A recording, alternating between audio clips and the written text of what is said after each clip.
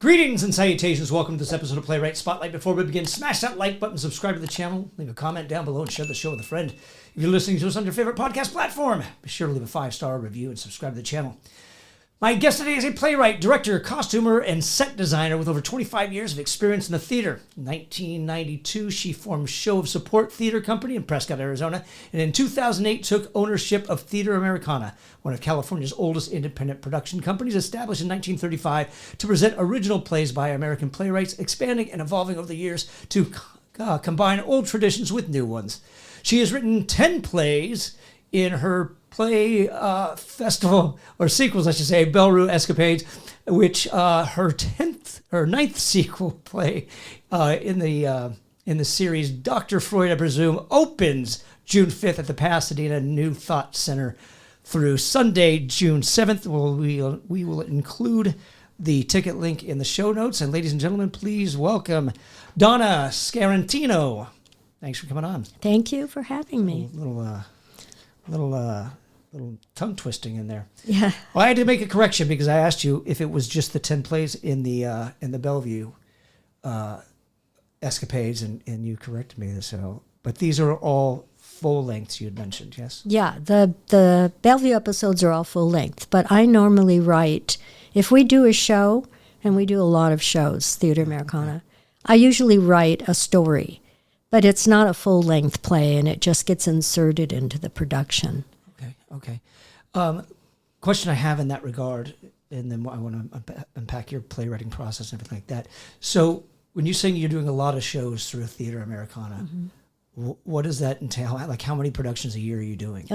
Usually we do about 6 productions a year. Okay. Usually we do a couple of classics, and then the others are original pieces. Okay, that we do. Okay, because you and I met at the Pasadena Showcase, the Arts Grant recipient award show, yes. And that's when I found out about this, and you had mentioned that you try to bring original works. How many original works do you usually do a year? Probably, we try and stay within the mission of Theatre Americana, because they originally were formed to do original work. We try and do at least 3 original works a year, and that means that we solicit other playwrights to come in and produce their work. So we provide the venue and the production process, and they're able to get their play up and running. What does that selection process look like? Usually it's they submit their plays to me, actually, the president, Theatre Americana. They'll submit plays to me, and I'll go over them and look at them. The board will review them. We'll, make sure that they're within our mission. Okay. We try to encourage young, aspiring playwrights, and that's so we review them and we look at them, and then we say, "Hey, let's just do this." We think we can do this. And you mentioned your mission. What does that entail? Well, the mission of the original mission we stay true to is that Theatre Americana was formed to do original plays. They used to hold playwriting contests across the United States, and the winner of the playwriting contest, they would produce their play. But Theatre Americana produced, over 500 original plays at Davies Hall up in Altadena, where they were originally stationed. That burned down in the Eaton Canyon fire. That was my next question. Right. And so Theatre Americana has gone back there to do several things. And we're really, really focused on original work. Whether it's a musical, whether it's a drama, whether it's a comedy, we really focus on original work. How does your call for submissions fall in the same timeline a year, or is it just... Does it vary? Like, are you always, hypothetically, are you doing a call for submissions every April, every October? No, we're open all year long for submissions. And do you have a cutoff of how many you'll take? Usually we don't want to take more than 5 original. Really? Yeah, because we have, we have a budget. We're limited. Well, I'm just talking about the submissions to be read and considered, not how many you're going to produce. You mean how many submissions do we get? Yes. Usually, probably per year, I get about 35 submissions. Okay. And where do you do your call for submissions? Where can people find out where to? You can get us through my email. That's where they usually come, and that's Donna 8465 at sbcglobal.net. Okay, I'm sure we'll get that again at the end as well, Yeah. just in case. Okay. And then how long of a production run do they have? And if you choose somebody, is it just 1 weekend? How many week run do they get? Well, we try and give them 2 weekends. It depends on our budget. You know, Sure, we're sure. a nonprofit and we rely on grants. So we try and give them a couple of weekends. But what we offer them, you know, the venues today, we don't have our own venues. So the venues today are really, really costly.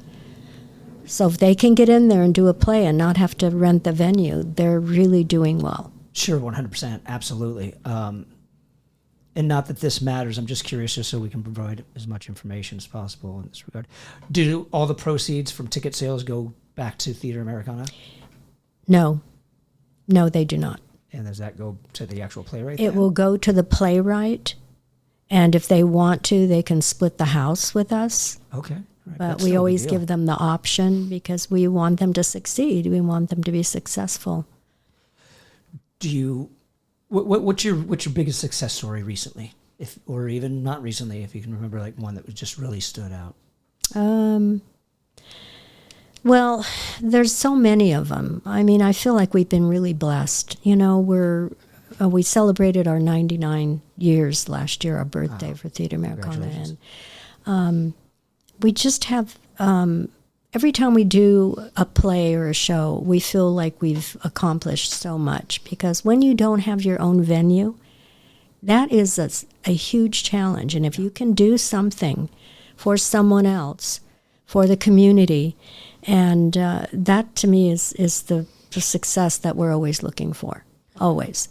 Outside of the venue, do you provide anything else? Do you provide a director? Do you Everything. Cover? Okay. The playwright just has to be there, and he or she has to be able to see what we're doing, you know, and if they need a rewrite, then that's what we'll do. But we provide everything. We just want the playwright to be successful. Okay, so they don't have to worry about casting No. or anything like that. Can they sit on casting? Yeah, with this? absolutely. Okay. Mm-hmm. Okay. Yes. All right. And then, so have all 10 of the Bellevue Escapades been at Theatre Americana? Yes, all 10 of them have been produced. They've been produced all over, some in Los Angeles, some in Pasadena. Okay. Yeah. And what happens is when I do a play, when I write it, like I wrote Dr. Freud, I presume 3 or 4 years ago.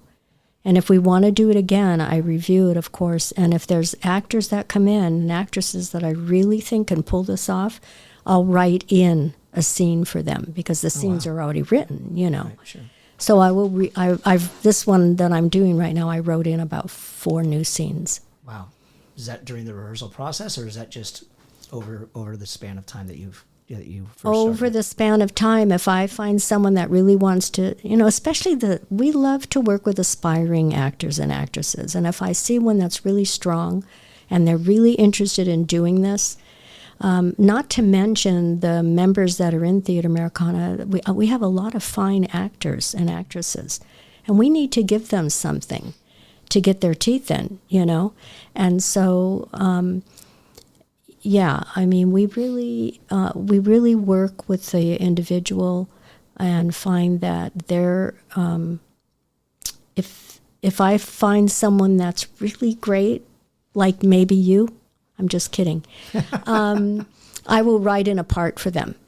I will write in a part. So this one has about 4 new scenes in it. Wow. Okay. And well, I'm assuming you're not going to be writing any more scenes because you open very soon. Yeah, we open in 2 weeks. Well, we open, the first weekend of June.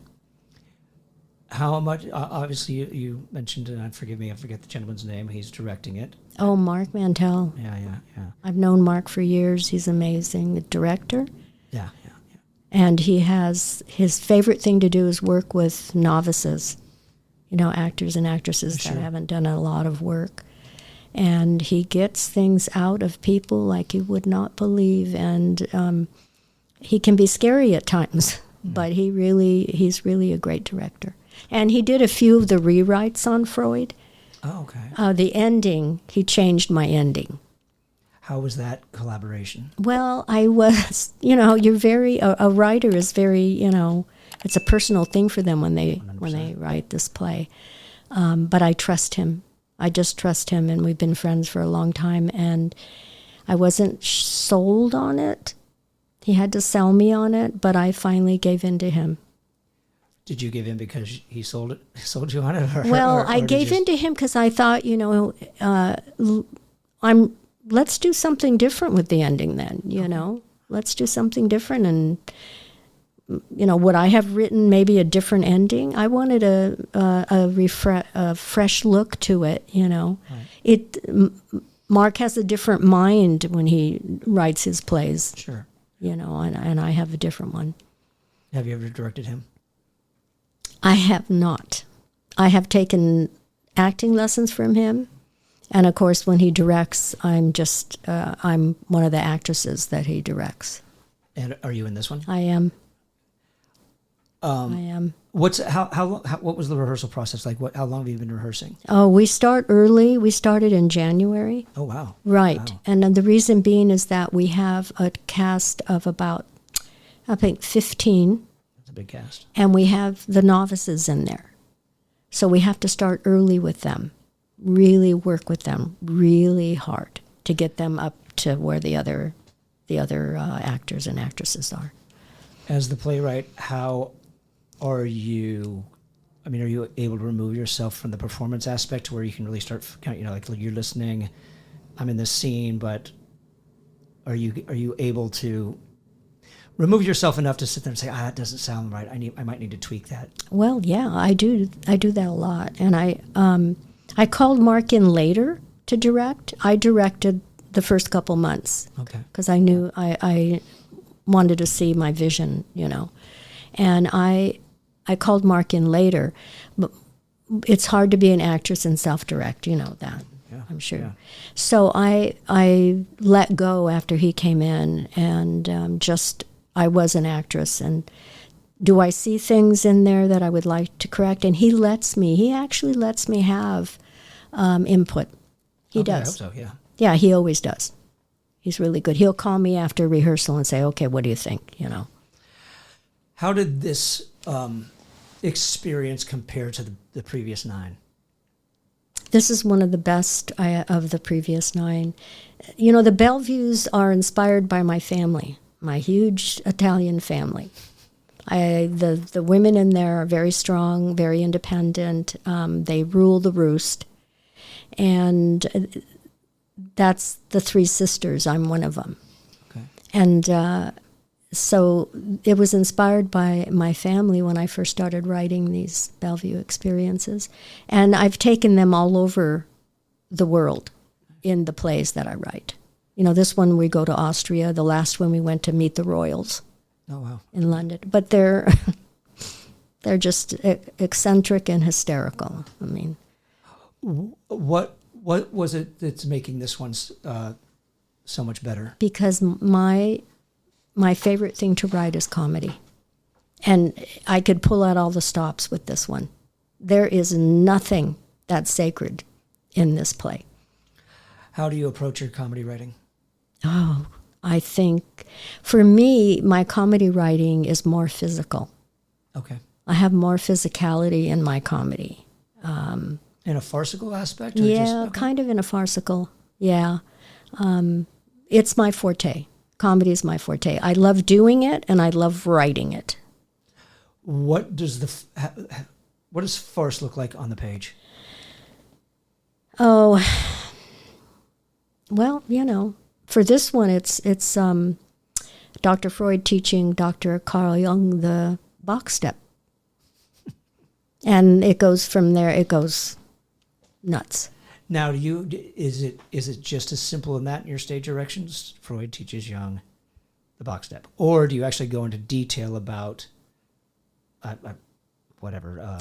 They bump into the phonograph and I do go into a lot of detail, but normally I can write whatever I want. But when I see it working, any playwright will see it. That's not working for me. I'm changing that. Yeah. How much stage direction do you use, or do you just kind of keep it as simple as possible? I do. I keep it simple. And I'll tell you why. Once I get the actors on stage, I can see what is going to be visceral and funny and what isn't working. And what about comedic dialogue?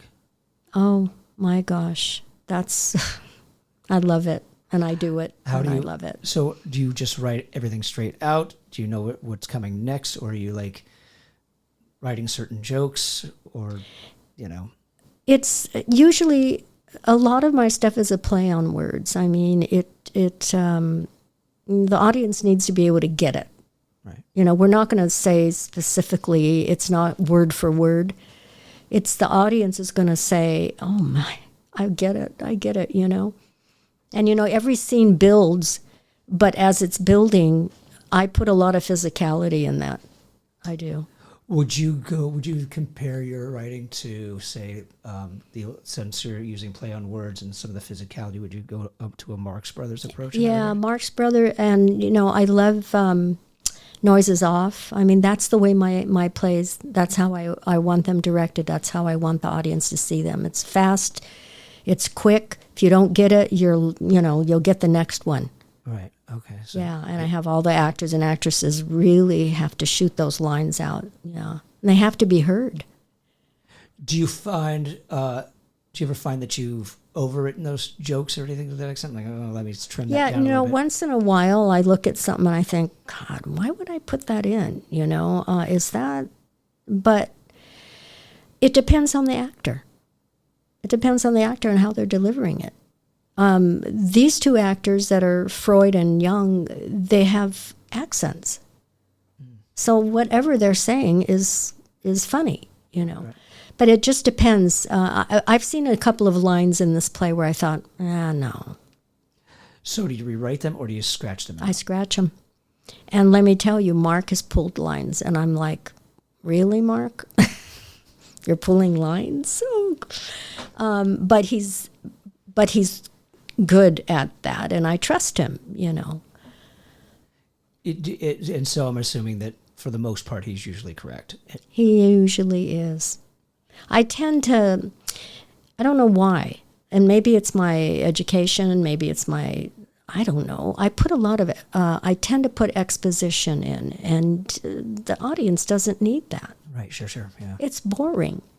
Yeah, ain't that the truth, yeah. But, I want him to understand, I want to communicate it, or I want him to understand where we're coming from. And Mark said, no, exposition. So in all of my plays, I've taken a lot of the exposition out. So is it more like just let me write the exposition, give you an idea of where I'm going through, and then we can sprinkle the important things throughout the rest of the play? We don't even need that. Really? I mean, the thing is, I've learned that you don't need that.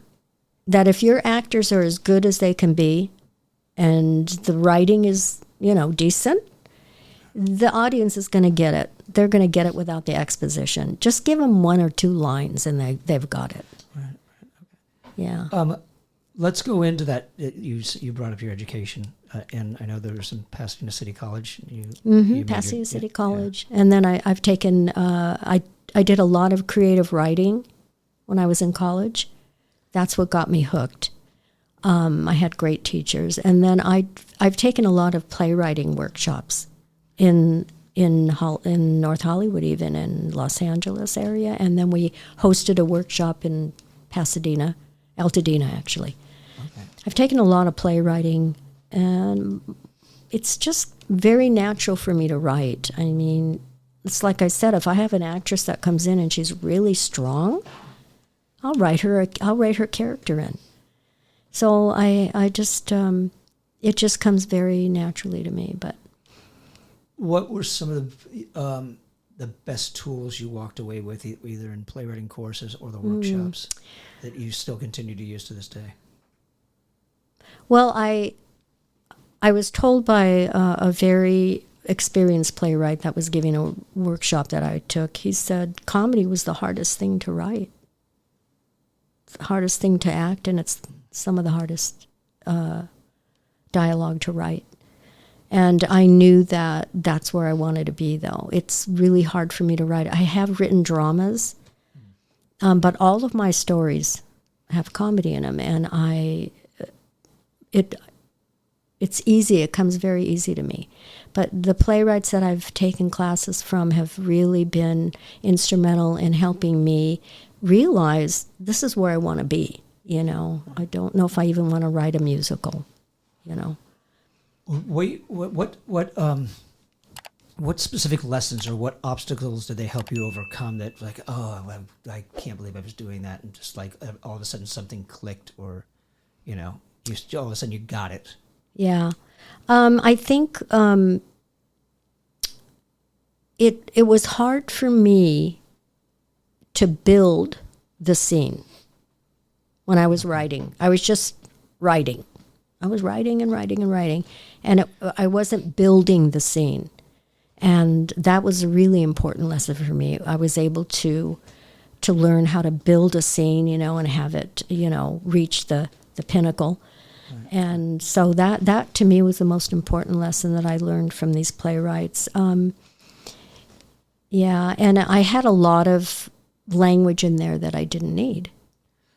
Is that just too much overwriting, or just language that there's better words for? It was actually over-explaining that I didn't need. I wasn't giving the audience enough credit. So I tended to be, use more dialogue than I needed. Yeah. So how did you overcome that? I mean, are you just sitting down, it's like, okay, well, let me... When I write a play, everybody rewrites their plays. Sure. I mean, they write it, and then they rewrite it, and then they rewrite it, and they're rewriting it constantly. And I could see, when I first write my play, I get down all my thoughts, all my characters, all that goes down on paper. And then I think, no, this character just doesn't work for me, and they're using too much information. And I would rather have them act sure. than speak, more than they have to. How many passes do you make before you decide, okay, I think I'm ready to hear this? Probably about 25 or 30. Wow. And my plays, if I come back and I do them, there's always rewriting, because I've evolved. Sure. I've evolved, and I've learned. Mark's been an excellent teacher. And so, I rewrite a lot of them. Like, if I go back and look at some of the ones I did 15 years ago, I'm going to think, wow, I don't like that at all. I'm going to revamp this. Oh, good. So you're not like, I've been there, I've done that. You're still open to tweaking. Oh yeah, I'm always open to tweaking. Yeah. Do any of your I'm going to go back to the Bellevue Escapades. Is there any crossover between any of the plays in the series to where it's like, oh wait, I just realized that this could affect one of the other pieces? No. Each one is very different and very unique. And the story, I stay very close to the story. I don't ever want to cross over. Now maybe their personalities cross over, their mannerisms. But the stories are very unique, and I don't usually cross over. And no other characters that appear in one piece might be in another? No. Only the three sisters and their husbands are in all of the plays. And then you're just introducing new characters. Yeah, I just surround them with eccentric, funny characters, and they're funny themselves. They're pretty funny themselves. So are those family members running the asylum, and everybody else is just... Exactly. Yeah. Well, are you talking about Freud? Well, yeah, like you mentioned, I'm assuming that Freud and Jung are not married to any of the sisters. No, they're not. They have their Freud has his own wife, and Jung can't find anybody. Right. Yeah, and he tells you that. Fair enough. When he tells you that, does that mean breaking the fourth wall, or does that mean... No, he doesn't break the fourth wall. Okay. He doesn't break the fourth wall. You'll get it. Sure. He'll throw out little things. Because he has a student that he's mentoring, so you'll get a lot. You'll find out a lot about Jung. in that scene with that student. How far back into Freud's history do you go in this regard? Yeah, I did a lot of research on Freud and Jung too. I wanted to get their, their theories. You want to get them under your belt because I use them in the play, and I wanted to be sure that they were not off, Do you get into his cocaine addiction? I did not get into it. I know about it, but I didn't. I'm just curious. That's the next play. That'll be the next play. The reason why I ask is because Howie Scora, who I had on, this is the second Freud play that I've interviewed on, and he did one called Freud on Cocaine. So I'm just curious if you delved into that at all. No, we keep. We keep it light and funny. I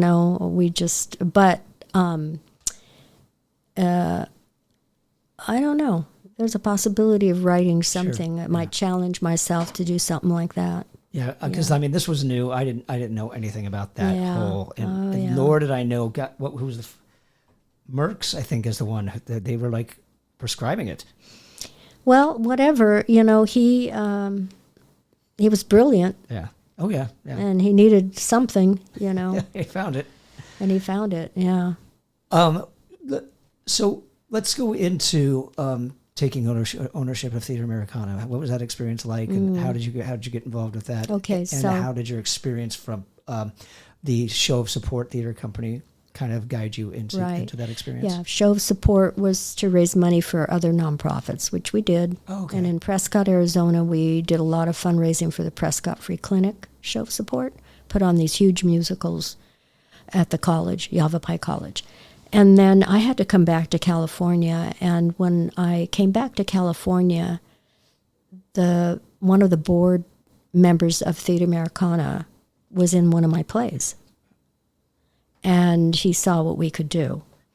And so he approached me and said, our board is aging out. We're no longer going to be able to do Theatre Americana, and I don't want its legacy to go away. Would you be willing to take it over?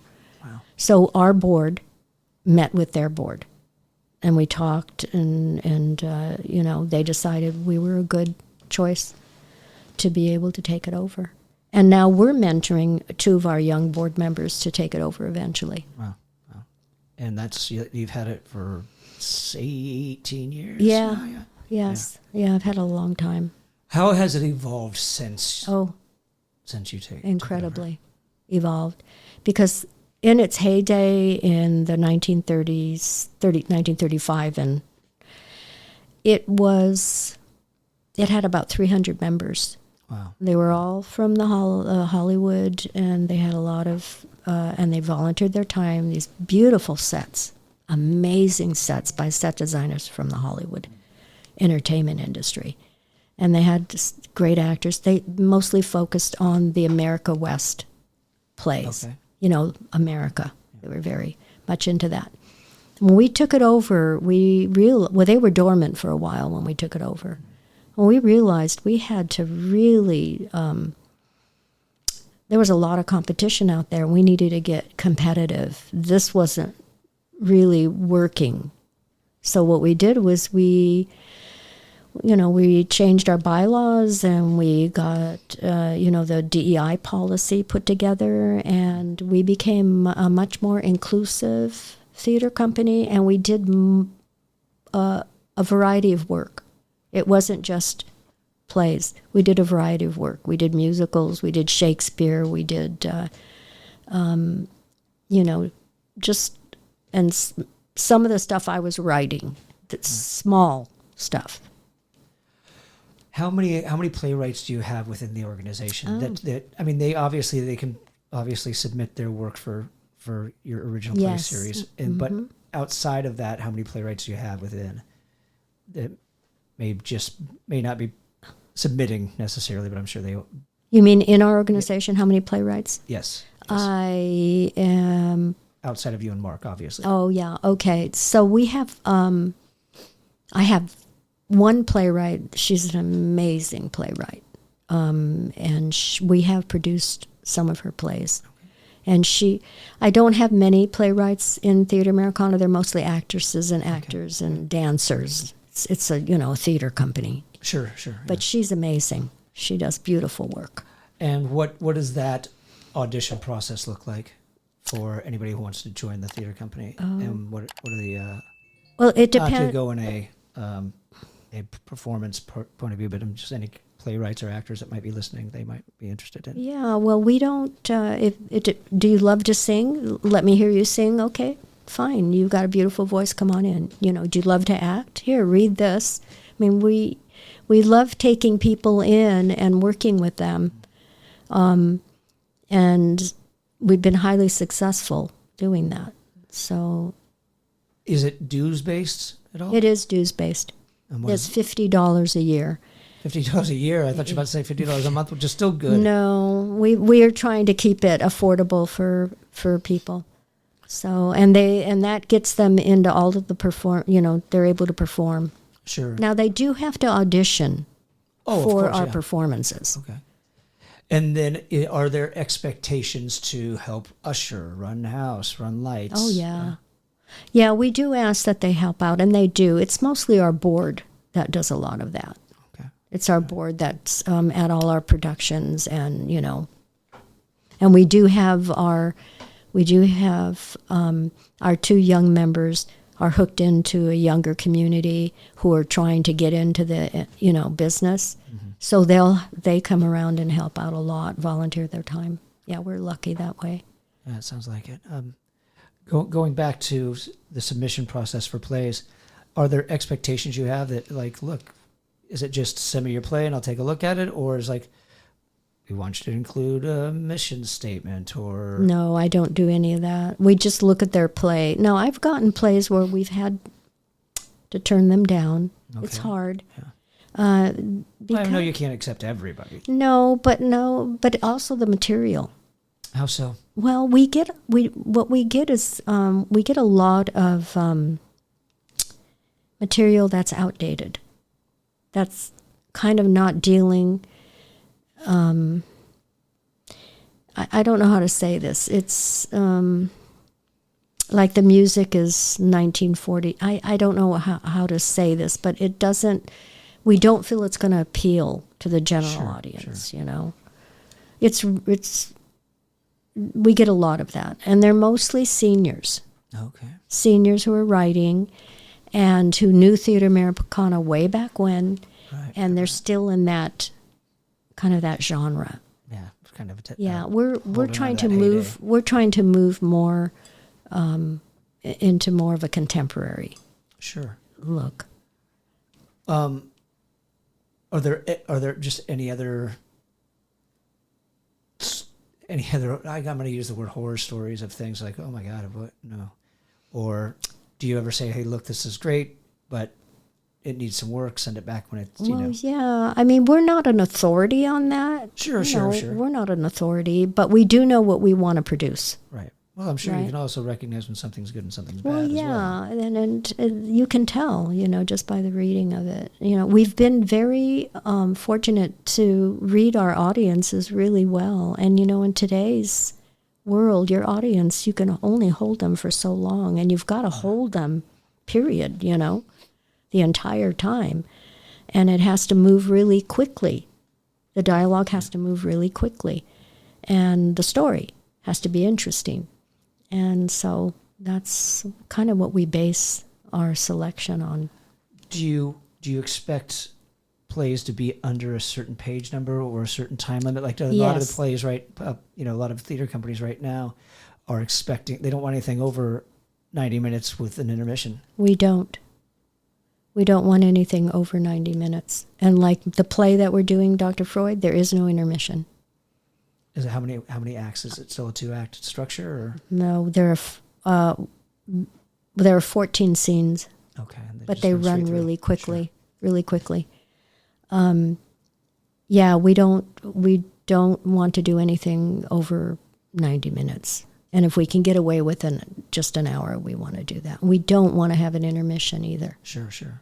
We have in the past when we're doing one of the classics. Like we're getting ready in 2027 to do West Side Story. Oh, wow. So, we'll have an intermission. But for the original work, the stuff that we do, Like for the holiday show we did in December, I wrote a story. Mm-hmm. It started with a story and it ended, with a story. And then there was music around it. But we don't do traditional holiday shows.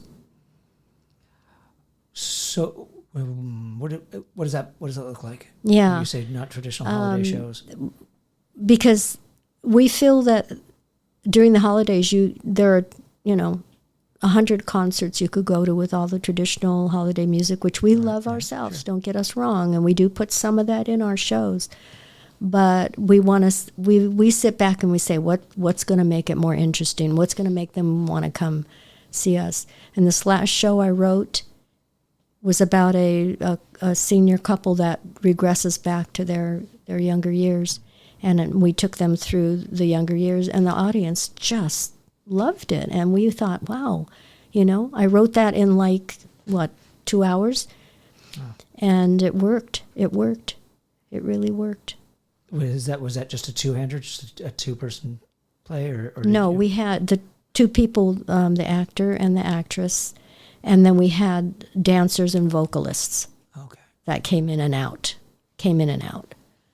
Well, I would say also going back to the non-traditional stuff, it's like how many, productions of A Christmas Carol or It's a Wonderful Life do you want to have to compete with in the area? You don't. Exactly, You don't. And if they want to come to ours, that's great. We'd love to have you. If they want to go see Christmas Carol, that's great too. We don't want to compete with anybody. We want to do our own thing, and that's what we do. We are very unique in that way. We do our own thing. That's what we do. So, going back, because we're talking about page limits or time limits, and we're talking about no intermission. So, first of all, do you read everything all the way through? I have to. I cannot tell a lie. No. Fair enough. How many pages do you get? I usually know by the first 10 pages if we're going to like this. Okay. You've got to catch me just right away, because a lot of them are they have the same theme. They have the same kind of structure. They have, by then you know.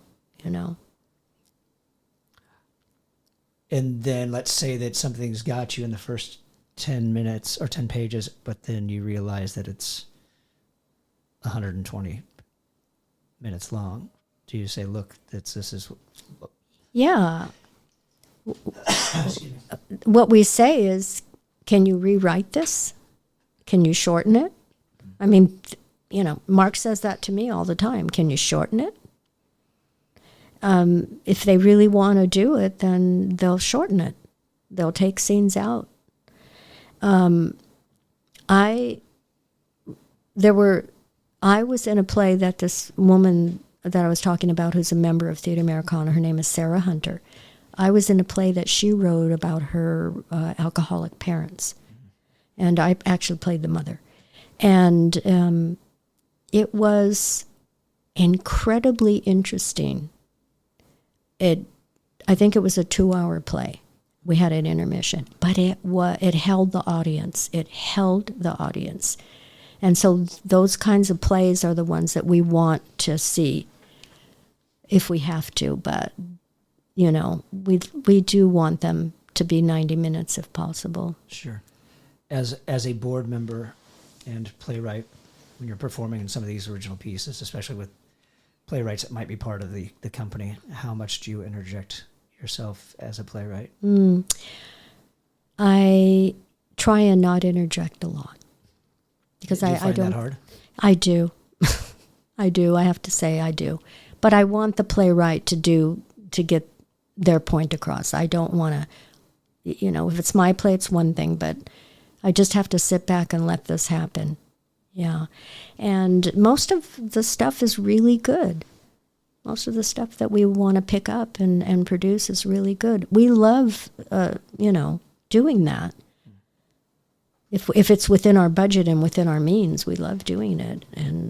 But we have to also, make sure that we know that it's going to attract an audience. It's going to go over. Yeah. would say so. And that's really hard. But you get to know, if you've written so many plays and you've seen, I used to go to plays every weekend in Los Angeles and see all of the plays. Every play, Friday night, Saturday night, I was at a theater seeing a play. I got to know a lot. I learned a lot. What's the biggest thing that you took away just from going and watching plays? Well, I think I saw one bad play out of maybe 50.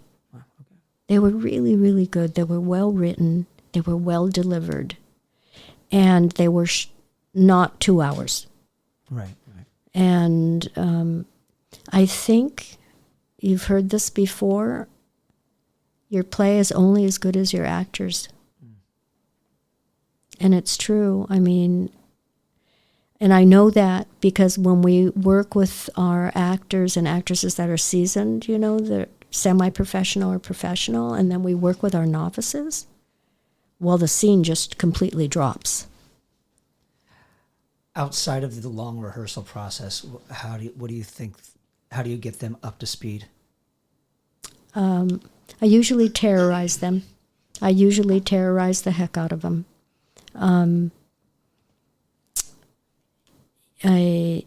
Mark's a great help. He's a really good help. But when I first start directing them, it's I'm in constant communication with them. I'm in constant notes. I give them notes constantly and so forth. The novices that we work with, we like to give them an opportunity, but they take a tremendous amount of time to develop. But when we get them there, it's quite, wonderful. When you say novices, are these actors with no experience whatsoever who just want to jump in? None. Okay. They have a real desire to act. And so I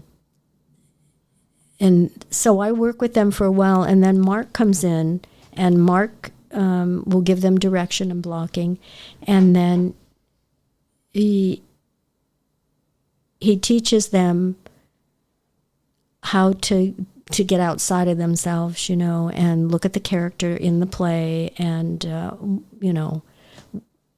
he's just wonderful. I tend to threaten them, so and then he eventually gets frustrated with them and he loses it, and then, but by the time we get this show up and running, they've come a long way. But see, the process, it has to be long with them. It has to be long. And we don't ask a lot of our actors and actresses as far as rehearsal time goes. How long do you, outside of that? Well, okay, so obviously if you're rehearsing for 4 months, how many days a week are you rehearsing, and for how many hours? We rehearse 1 day a week. It's usually on Sundays. It's a 6-hour day. Then we go to 2 days a week. That's Saturday and Sundays. And those are both 6 hours, so that's 12 hours there. Right. And then we're going into the tech week. And they'll be with me and Mark all week. But we're an all-volunteer theater company. Sure, yeah. And some of them are still working. And it's hard to ask them, to put in more time. We do provide a stipend if we get a grant, like Dr. Freud's grant from Pasadena Showcase House. We'll give the actors and actresses a stipend. Yeah, they're getting a stipend. When an idea pops into your head for a piece, for a play, what's your first step? Oh, at 2 a.m? Sure. That's the first step right there. 2 a.m, it comes in. I wake up and I think, oh my gosh, I could have, I could do this. And then I just start writing it down. We all do that. We put notes down. Sometimes I'll get up and work at my computer because I don't want to lose the train of thought. So you're of the ilk of not, I'll get to it tomorrow. No, the idea will still be there. Never. It's if the split second I get it, I'm down. I'm either at my computer or I'm writing it down. What's the secret to disciplining yourself to not let it wait till the morning? It doesn't leave. It won't leave me alone. I don't have to. I don't have to work hard at that. It just resonates and just hits me, and I'm just like, oh my God. Before I started writing, this would happen at night. I'd wake up at 2 a.m. with these stories, and I thought, are you kidding me? And then I started realizing, well, write them down. Maybe there's something to this, And yeah, no, I never wait till the next day. And this last show, the show we're working on right now, there was a dilemma with the scenes of just the Bellevues. They were dropping. I mean, Freud and Jung and all those characters were like way ahead of us. And we're like, what? Right. And we opened the show. And I thought, how can we fix this? How, what can we make this right? About 2 a.m, I woke up and I said, oh my gosh, I have to move scene 4 up to scene 1 and then sandwich the Bellevues in between. So we've caught the audience and we've got them interested, and then the Bellevues are going to talk about what they're going to do. And so I ran that by Mark. He goes, oh my gosh, great idea. Go ahead, move the scene. How do you play with structure a lot when you write? I do. I play with structure a lot. Yeah. And is that just like, is that moving scenes around? Is that writing out of order to where, all right, we're jumping time frames, but we're putting the story together, or do you play with all of it? I usually, when I'm writing, I'll write I'll write like 2 or 3 pages and I think, well, I need to get another scene in here, or I need to put this scene somewhere else. Right. So it's usually, if I can see it on paper, it helps me realize, oh no, I've got to write in another scene. Where can I put this other scene? When you do that, when you rearrange scenes, like in this instance, do you find that you can leave it alone, or do you find that it affects it to where now I got to tweak these other scenes? Luckily for me, it was easy to move that scene with Dr. Freud and Jung, open the show. I should have had that originally. And see, that was the big mistake that I've made. And so I'm glad after 10 years, I'm glad I caught that. Moving them in the first scene was the best thing I could do, and the others just flowed. Do you think that because even though, and I don't know how the structure of the other ones went, do you think that it fell in because in the past it was really, not to say that it doesn't revolve around the Bellevues in this, but you figure since they're such prominent characters as Freud and Jung, it's like you kind of have to. So, yeah, exactly. It's really, I write these stories about the Bellevues and their escapades and their, their behavior, and they're eccentric, Right. This one was really, really all about Freud. And I don't know if I should tell you this because it might give it away, so maybe I shouldn't. Yeah, no, just in because case. Mark is the one that came in and said, this is what we're going to do, and this is how the ending is going to be. And it did have to center around Freud. Sure. Yeah. No spoiler alerts here. No, okay. We want to entice the viewers to come out and see it if they're open that weekend of the 5th through the 7th. You said, hypothetically, well, not hypothetically, you said it takes about 25 drafts before you're ready to share it. Maybe more. Okay. And what does that look like? Okay, I've got it. This is it. I'm ready to hear it. And then what do you do next? Well, so usually when I write the play and I print it out and I'm reading it, and that's where I start my first draft, of it, the revisions and all that. Sure. And I have to it takes me a while to finalize it. I think every playwright's like that, It takes a while to finalize it. Because what I see on paper has to work on stage. Right. It has to go from the paper to the stage. And sometimes that doesn't happen. So, is that including even table reads to where, I'm ready to hear this, but I'm, you still wait to finalize it and really get it to where it's like, okay, I don't think there are any more improvements, not to say that you won't be doing other rewrites. Mm-hmm. A table read, we always have a table read. On my stuff, my stuff and anybody Sure, else's. sure. Yeah. And what I mean by that is like like listening to it just for yourself, where you're not involved, you're just sitting back and listening, to where you know, okay, that works, that doesn't. Let me go back, and I'm not talking about with the cast. I'm like just whether that's just grabbing a handful of company members and saying, hey, let's do this. I need to hear this. Are you available this night? Right. Yeah. Well, I do that. I do that a lot. And then there's a line in there. There's a line in Freud that Dr. Freud says, and his analyst. And there's a line in there, and I heard it. And then I turned to Mark. I go, Mark, I don't like that line. And he says, leave it in. Oh, okay. Leave it in. But I thought, I after the actor and actress did that line, I thought, I don't like it. But he said, leave it in. It's funny, leave it in. So is this an instance, is your play is only as good as the actors, and is that coming from the novices, that they just don't have the chops at this yet, but they'll hopefully get there? You know, they're getting there, and that's quite wonderful to see. Sure, you know, because you know that they have their dreams and their goals in their lives, and it's really nice to see that. And yeah, it's rewarding, but it's difficult. And I hope they don't watch this podcast. I think that if we want to do this again, we want to do it again. Sure. We may recast. Okay.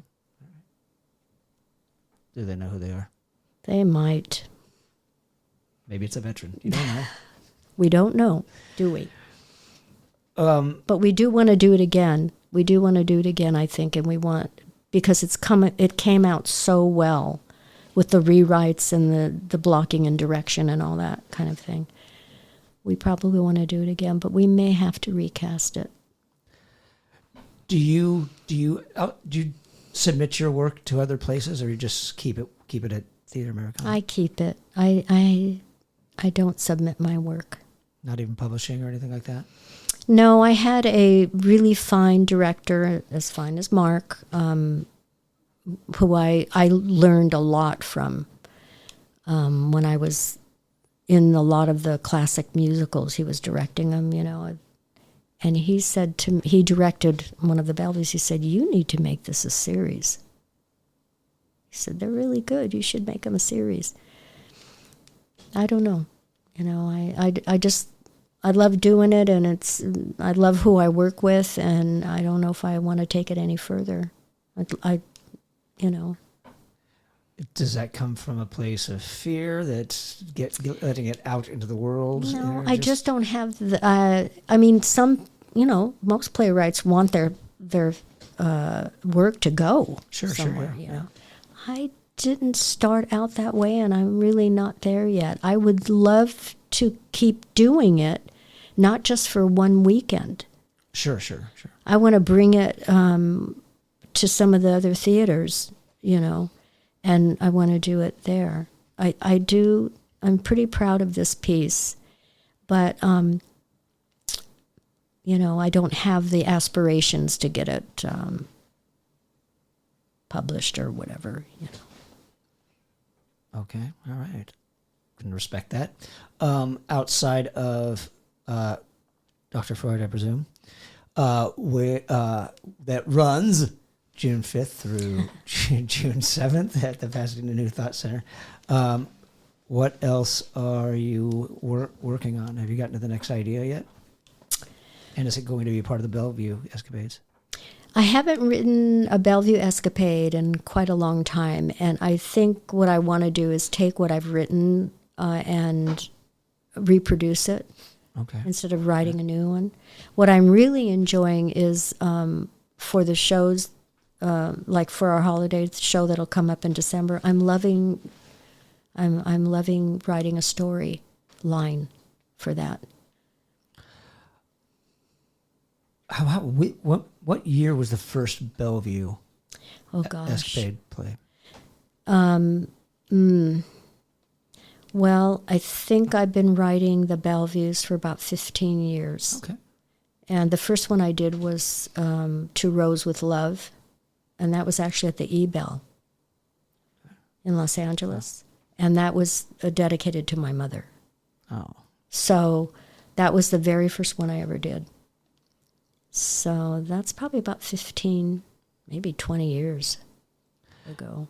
And what made you decide to keep going? That this like, okay, now I think this can flow. And Yeah, because the audience were loving the family. They were loving what was going on with the family, and maybe they could relate, you know. And I mean, I fell in love with the family. They're very endearing. They're very endearing. So, and it just was easy for me to write about them because I had my family, my Italian family, to draw some inspiration from, you know, as I said earlier. So at this point, you're just going to go back and revisit and kind of I think I'm going to go back and revisit some of them because, again, Theatre Americana does a lot of musical stuff.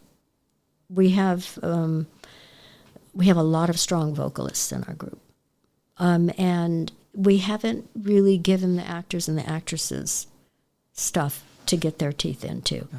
And you know, they're very good, and we want them to do their thing. So sure. Besides outside of Dr. Freud, I presume, playing at the Pasadena New Thought Center June 5th through June 7th, where can people find your work? Which I think we already answered, but well, you mean my plays that I'm writing? Yeah. Yeah. Well, they're not everywhere, so I should have gotten the Dr. Freud into the Fringe Festival, Hollywood Fringe. Yeah. I wanted to do that, and I didn't get around to doing that. And I think I will next year, put it into the Fringe Festival. Okay, all right. Yeah, and yeah, I'm just I'm happy to be doing what I do, you know, and having the people around me that really take my work and you know, make it come alive. Sure. And so you wouldn't even consider using this electronic database like New Play Exchange or anything like that to put your work up there? I might. Yeah. I might. I mean, today you've got those tools now. You know, you could do stuff. Yeah. No, I might. I think I want to see how this goes. Sure. I want to see what happens because if you can make Mark laugh, then you're okay. You know, if you can make him laugh or he likes what you're doing, then I think that I could maybe move forward with it. Okay. Yeah, I would love to, explore something like that. Sure. And then finally, are you on the socials? Am I on the what? The socials, Facebook, Instagram? Yes. Oh. We're on Facebook and we're on Instagram. Okay, and is that just at Theatre Americana? It's Theatre Americana and it's me. Okay. My personal page. I post a lot. In fact, if you go on my personal page, I don't know if you did on Facebook, you'll see a lot of Freud stuff. Great. On there. And do you want to share those handles? Well, I wish I could. My Facebook page is just Donna Scarantino. Theatre Americana. Yeah, we're just theatreamericana.com is our. Okay, and that's just on Facebook? Yeah. Okay, good to know. And then let's, because I mentioned it, we hit it really early on, and I said we'd probably hit it again. That email address where people can submit their work. Yeah, it's Donna, Donna, 8461 at sbcglobal.net. Oh, wonderful. Donna Scarantino, thanks for coming on this episode of Thank Playwright. you for having me. Really appreciate it. Thank you. My pleasure. Thank you. Okay. Thank you for tuning into this episode of Playwright Spotlight. Again, smash that like button, subscribe to the channel, leave a comment down below, and share the show with a friend. If you're listening to us on your favorite podcast platform, be sure to leave a 5-star review and subscribe to the channel. And in the meantime, and until we see each other again, keep writing.